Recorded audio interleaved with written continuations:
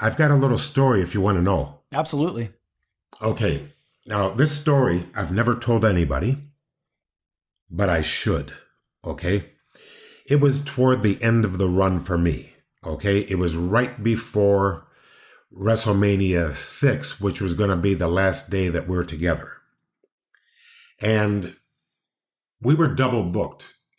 Okay. It was Friday. We were going to be in the Checker Dome in St. Louis at 8 o'clock. And then Saturday, we are going to be in Milwaukee, Wisconsin at 2 o'clock and Madison, Wisconsin at 8 o'clock. So that's a double shot. Right. Now, they don't call me the genius for nothing. I think you've learned this, right? Absolutely. Okay. I'm not going to try to say it was so foggy I couldn't see my hand in front of my face. But it was so foggy that I could barely see my hand in front of my face.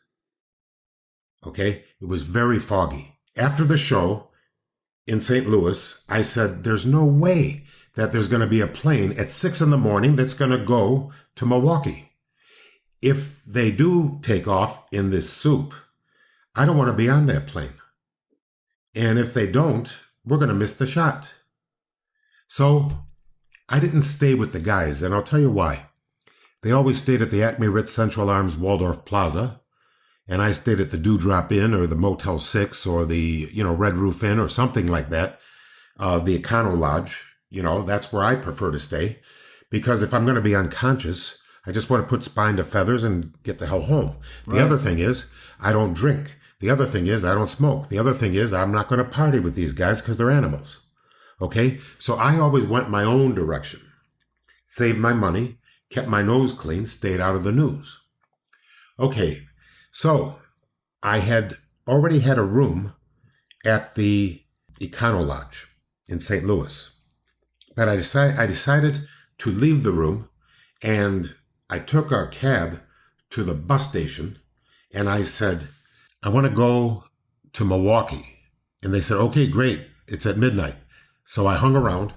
I went by bus from St. Louis to Chicago, changed buses, and got to Milwaukee. And I was there very, very, very early, and I hadn't slept a wink. Because, I was on the bus, and I felt that somebody might try to steal my stuff, or you know how it is. I kept an eye open the whole time. And okay, what I'm trying to tell you is I get there, and of the 6 people that were booked from St. Louis to Milwaukee and then on to Madison, Wisconsin, and they give you the booking sheet so you know who they are. There's only one guy that made it, and that was me. So I told Jack Lanza, I said, look, I came here by bus because there was a lot of fog in St. Louis, and I didn't think anybody'd make it. So I'm here. I don't think the other 5 guys are going to be here. So he says, oh man, thanks for telling me. So sure enough, they didn't show up. So I wrestled in Milwaukee. I haven't had any sleep. Then I catch a ride to Madison, Wisconsin. And that's when the other guys are there. And Mr. Perfect says, Poffo, where the fuck were you? And I said, I was in Milwaukee where you were supposed to be. He says, well, how the fuck did you get there? I said, why do you think they call me the genius? And I never told him, and I never did, and I never told anybody, but the fans deserve to know. That's why I'm telling you. Now, that first show on the Saturday, when a lot of talent didn't make it, did you end up having to do a 60-minute Iron Man match to kind of keep the audience going? How did they fill the card? Not well, but at least I was part of the solution, not part of the problem.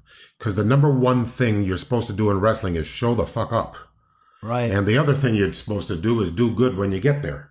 Now, the fans were disappointed because some of the stars didn't make it, but we had enough talent there to give the fans a good show, and I was part of the reason the fans got that good show. Oh, yeah!